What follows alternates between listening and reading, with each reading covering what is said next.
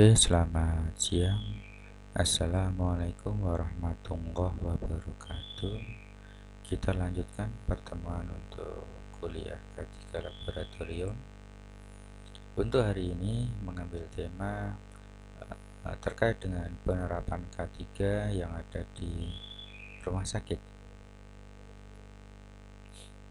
Sebagai pendahuluan, bahaya-bahaya potensi yang ada di rumah sakit disebabkan oleh diantaranya faktor biologi, di mana faktor biologi bisa bakteri, bisa virus, bisa jamur, ataupun parasit yang lain.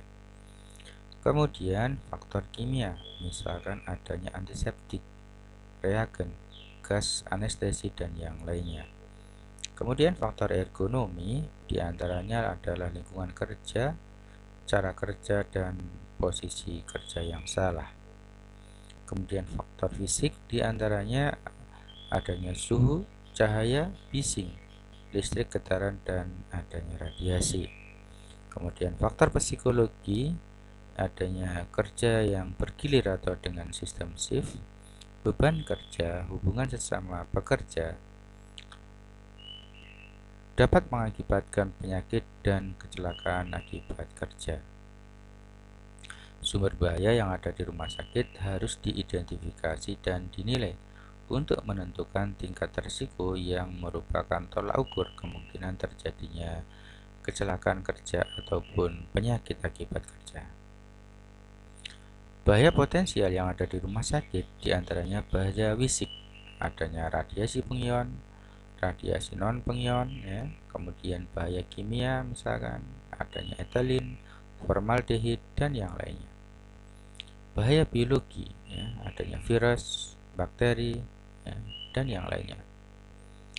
Kemudian bahaya ergonomi, cara kerja yang salah antara posisi kerja dengan alat kerja yang tidak tepat, misalkan dengan cara membungkuk,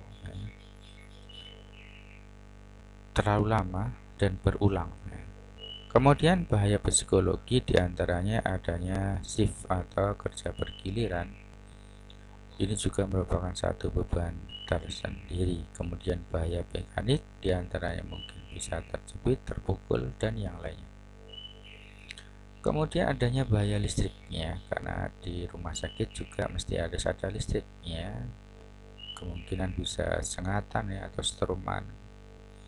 Kemudian kecelakaan, diantaranya kecelakaan benda tajam seperti jarum.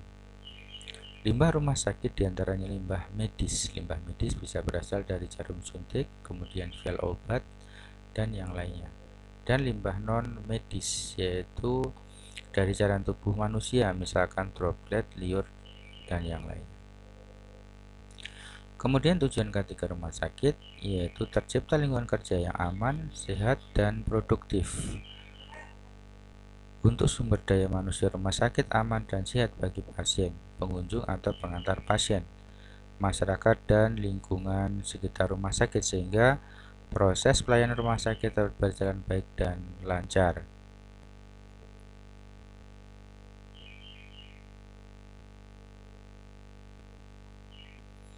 Kemudian berikutnya tujuan khusus, terwujud organisasi kerja yang menunjang tercapainya K3RS. Meningkatnya profesionalisme dalam K3 bagi manajemen, pelaksana, dan pendukung program. Kemudian tujuan berikutnya terpenuhi syarat K3 di setiap unit kerja. Kemudian terlindunginya pekerja dan mencegah terjadinya penyakit akibat kerja dan kecelakaan akibat kerja. Terselenggaranya program K3 rumah sakit secara optimal dan menyeluruh, peningkatan mutu, citra, dan produktivitas rumah sakit. Kemudian sasaran bisa itu pengelola rumah sakit ataupun juga SDM atau sumber daya manusia yang ada di rumah sakit. Kemudian prinsip K3RS yaitu dapat dipahami secara utuh, perlu diketahui pengertian 3 komponen yang saling berinteraksi. Di antaranya yang pertama kapasitas kerja, yaitu status kesehatan kerja dan gizi kerja yang baik serta kemampuan fisik yang prima setiap pekerja agar dapat melakukan pekerjaannya dengan baik. Sebagai contoh, bila seorang pekerja kekurangan zat besi yang menyebabkan anemi, maka kapasitas kerja akan menurun karena pengaruh kondisi lemah dan lesu. Kemudian beban kerja, yaitu fisik dan mental yang harus ditanggung oleh pekerja dalam melaksanakan tugasnya. Sebagai contoh, pekerja yang bekerja melebihi waktu kerja maksimal. Kemudian yang ketiga, lingkungan kerja. Ada lingkungan terdekat dari seorang pekerja. Sebagai contoh, seorang yang bekerja di instalasi radiologi, maka lingkungan kerjanya adalah ruangan-ruangan yang berkaitan dengan proses pekerjaannya di instalasi radiologi, seperti kamar X-ray, kamar gelap, kedokteran nuklir, dan yang lainnya. Kemudian standar pelayanan kesehatan kerja yang ada di rumah sakit. Standar pelayanan, bentuk pelayanan kesehatan kerja yang harus atau perlu dilakukan, diantaranya melakukan pemeriksaan kesehatan sebelum bekerja ya, bagi sumber daya atau tenaga rumah sakit, maka sebelum bekerja harus dicek kondisi kesehatan, diantaranya pemeriksaan fisik lengkap, kemudian keseragaman jasmani, rongsen paru-paru, ya, laboratorium rutin, pemeriksaan lain yang dianggap perlu, ya. Pemeriksaan yang sesuai kebutuhan guna mencegah bahaya yang diperkirakan timbul, khususnya untuk pekerjaan-pekerjaan tertentu. Jika 3 bulan sebelumnya telah dilakukan pemeriksaan kesehatan oleh dokter ataupun berkala, tidak ada keraguan, maka tidak perlu dilakukan pemeriksaan kesehatan sebelum bekerja.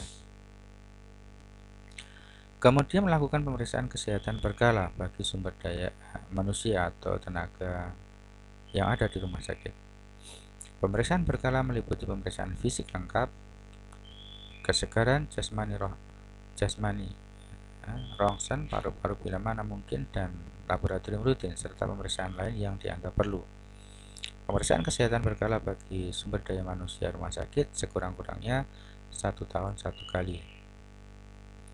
Kemudian melakukan pemeriksaan kesehatan khusus, diantaranya SDM rumah sakit yang telah mengalami kecelakaan, sumber daya rumah sakit yang berusia di atas 40 tahun, dan sumber daya rumah sakit yang terdapat dugaan tertentu mengenai gangguan kesehatan. Kemudian yang keempat, melaksanakan pendidikan dan penyuluhan ya, tentang kesehatan kerja, yaitu diantaranya yang perlu dipahami adalah informasi umum rumah sakit, fasilitas, ataupun juga Sarpas. Kemudian informasi tentang risiko dan bahaya yang ada di tempat kerja, kemudian SOP kerja, kemudian orientasi K3 ya di tempat kerja, melaksanakan pendidikan dan pelatihan. Kemudian standar pelayanan keselamatan kerja di rumah sakit. Standar pelayanan keselamatan kerja di rumah sakit pada prinsipnya pelayanan keselamatan kerja berkaitan erat dengan Sarpas, sarana prasarana, dan peralatan kerja lainnya.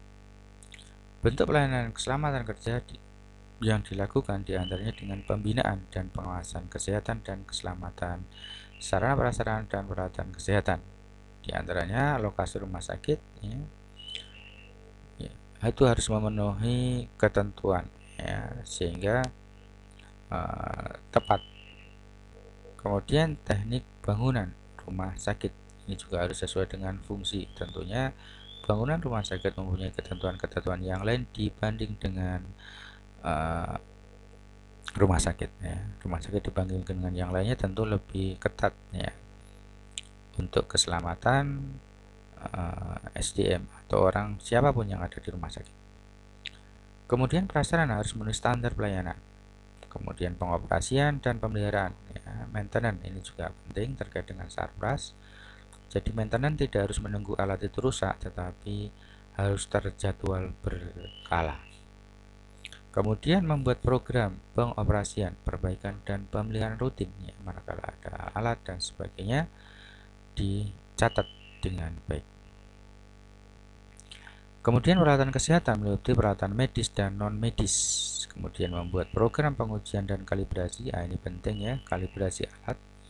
Apalagi alat-alat medis, dia sebagai alat ukur untuk kesehatan seseorang, maka dia harus rajin dikalibrasi. Bisa setelah 1 tahun sekali atau berdasarkan pemakaian. Misalkan stetoskop Ya, karena misalkan perharinya bisa 100 orang lebih, maka tidak harus menunggu 1 tahun untuk kalibrasi ya. Karena semakin sering alat itu digunakan, maka semakin besar terjadinya penyimpangan. Maka harus sesering mungkin untuk dikalibrasi. Kemudian peralatan kesehatan yang menggunakan sinar pengion harus memenuhi ketentuan dan harus diawasi oleh lembaga yang berwenang. Melengkapi perizinan, nah ini juga ya, dan sertifikasi seperti adanya akreditasi. Itu menunjukkan tentang kualitas sebuah pelayanan yang ada di rumah sakit. Pembinaan dan pengawasan atau penyesuaian peralatan kerja terhadap sumber daya manusia rumah sakit. Melakukan identifikasi, kemudian membuat program. Ya. Pembinaan dan pengawasan terhadap lingkungan kerja. Manajemen harus menyediakan dan menyiapkan lingkungan kerja yang memenuhi saat fisik, kimia, biologi, ergonomi, dan psikososial. Kemudian berikutnya pemantauan ataupun pengukuran terhadap faktor fisik, kimia, biologi, ergonomi, dan psikososial.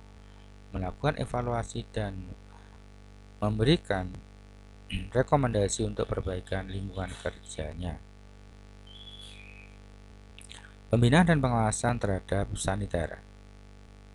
Manajemen harus menyediakan, memelihara, dan mengawasi sarana prasarana saniter yang memenuhi syarat, misalkan meliputi penyediaan makanan minuman, kemudian air, sampah, limbah ya, serangga, disinfeksi, radiasi, ataupun juga penyuluhan. Pembinaan dan pengawasan, perlengkapan keselamatan kerja, yaitu pembuatan rambu-rambu misalkan, penyediaan alat keselamatan kerja, membuat SOP, melakukan pembinaan dan pemantauan. Kemudian standar K3 perbekalan kesehatan rumah sakit. Standar K3 perbekalan yaitu perbekalan kesehatan adalah semua bahan dan alat yang diperlukan untuk menyelenggarakan upaya kesehatan. Sementara alat kesehatan adalah instrumen ya, ataupun alat, mesin, dan ataupun implan yang tidak mengandung obat yang digunakan untuk mencegah, mendiagnosa, menyembuhkan, dan meringankan penyakit. Kemudian standar K3 perbekalan kesehatan di rumah sakit harus meliputi diantaranya standar teknis sarana, lokasi, dan bangunan. Ya, secara umum lokasi rumah sakit hendaknya mudah dijangkau oleh masyarakat dan bebas dari pencemaran ataupun juga bebas dari banjir. Kemudian lantai. Lantai ruangan dari bahan yang kuat, kedap air ya, rata, tidak licin, dan mudah untuk dibersihkan.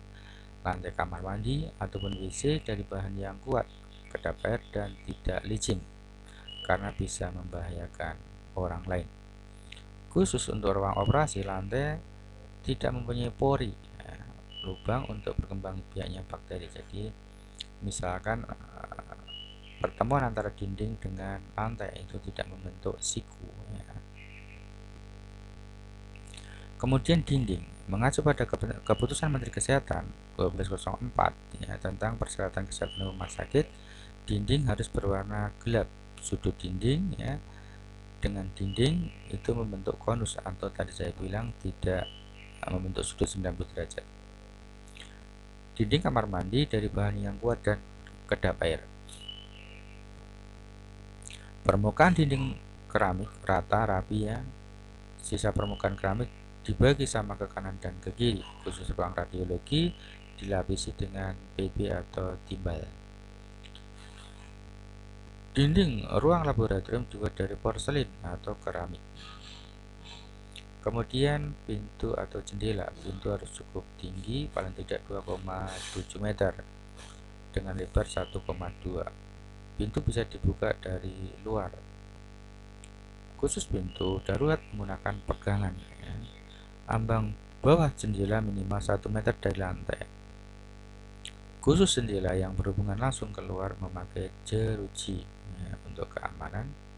Khusus ruang operasi, pintu terdiri 2 daun, mudah dibuka tetapi mudah untuk menutup sendiri, dibuat semacam otomatis. Kemudian plafonnya dari plafon yang kuat dan anti rayap. Permukaan plafon berwarna terang ya, tidak gelap. Langit-langit dengan ketinggian minimal 2,8 meter. Langit-langit menggunakan cat anti jamur ya. Khusus ruang operasi harus disediakan gantungan atau lampu bedah dengan profil baja. Kemudian ventilasi, pemasangan ventilasi alamiah dapat memberikan sirkulasi udara minimal dengan luas 15% dari luas lantai. Ventilasi mekanik disesuaikan dengan peruntukan ruangan. Kemudian ventilasi AC dilengkapi dengan filter dari bakteri. Kemudian atap. Atap kuat, tidak bocor, tidak menjadi perindukan serangga, tikus, dan binatang pengganggu. Atap dengan ketinggian lebih dari 10 meter harus menggunakan penangkal petir, ya, karena dikhawatirkan adanya petir. Kemudian sanitasi, diperhatikan adanya kloset, urinoir, wastafel, dan bak mandi dari bahan kualitas yang baik, utuh, dan tidak cacat. Urinoir dipasang ditempel pada dinding, kuat, berfungsi dengan baik. Wastafel dipasang rata, tegak lurus dinding, kuat, tidak menimbulkan bau. Bak mandi tidak berujung lancip. Indeks perbandingan jumlah tempat tidur pasien dengan kamar mandi 10:1. Kemudian indeks perbandingan jumlah pekerja dengan jumlah toilet dengan kamar mandi 20:1. Air untuk keperluan saniter seperti mandi, cuci, urinoir, wastafel, kloset keluar dengan lancar dan jumlah yang cukup.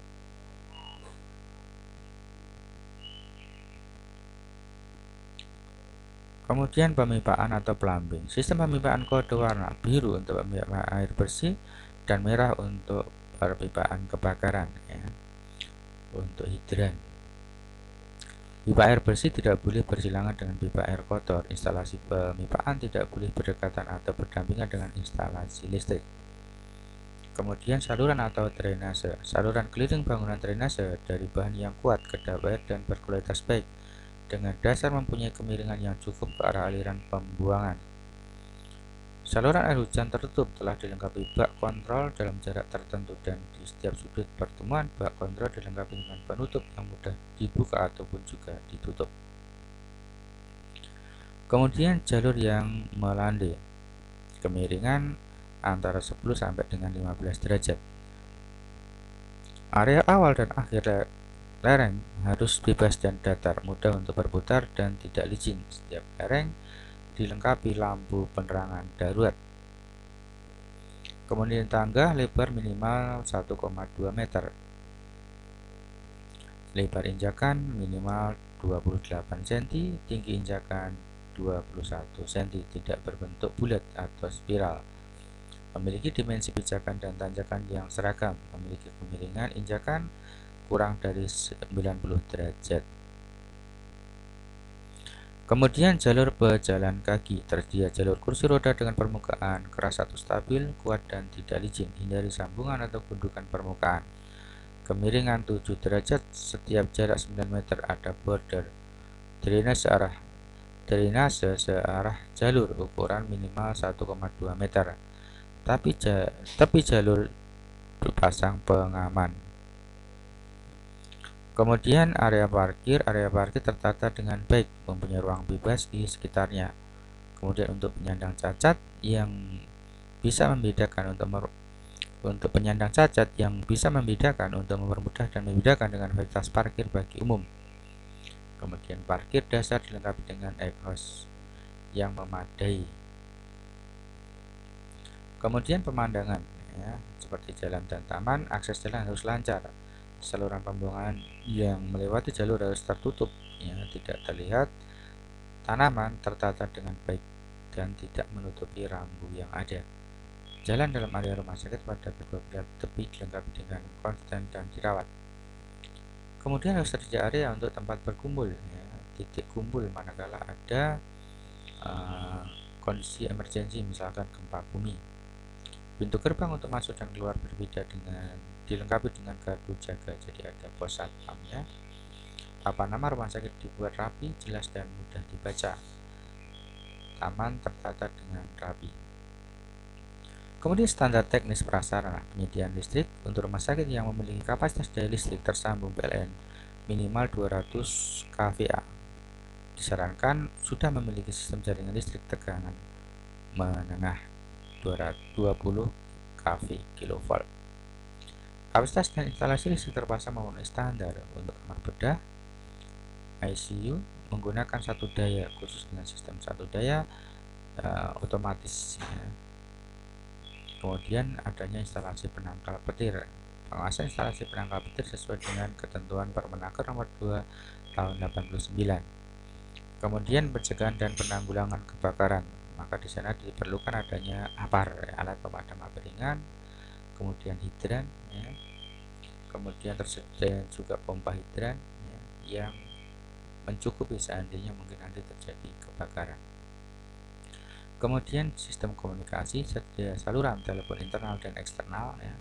Tersedia saluran telepon khusus bila mana terjadi keadaan kedaruratan, misalkan adanya kebakaran, adanya gempa, atau yang lainnya. Kemudian tersedia komunikasi lain untuk mendukung komunikasi tanggap darurat. Tersedia sistem panggilan perawat yang terpasang dan berfungsi dengan baik. Adanya tersedia sistem tata suara pusat, ya, sistem peralatan pemantauan keamanan, misalkan kalau sekarang menggunakan CCTV. Gas medis, tersedia gas medis dengan sistem sentral atau tabung, sentral gas medis dengan sistem jaringan dan outlet terpasang, berfungsi dengan baik, dilengkapi dengan alarm, ya. Kemudian tersedia penghisap pada jaringan sentral gas medis. Kapasitas sentral gas medis telah sesuai dengan kebutuhan. Kemudian limbah cair, sedia instalasi pengolahan air limbah atau IPAL. Tentu di sana juga ada izin untuk operasionalnya. Pengolahan limbah padat, tersedia tempat, ya, untuk penampungan limbah sesuai dengan kriteria limbah. Tersedia insinerator. Kalau tidak, ini kerjasama dengan pihak ketiga. Tersedia tempat pembuangan limbah padat sementara atau TPS.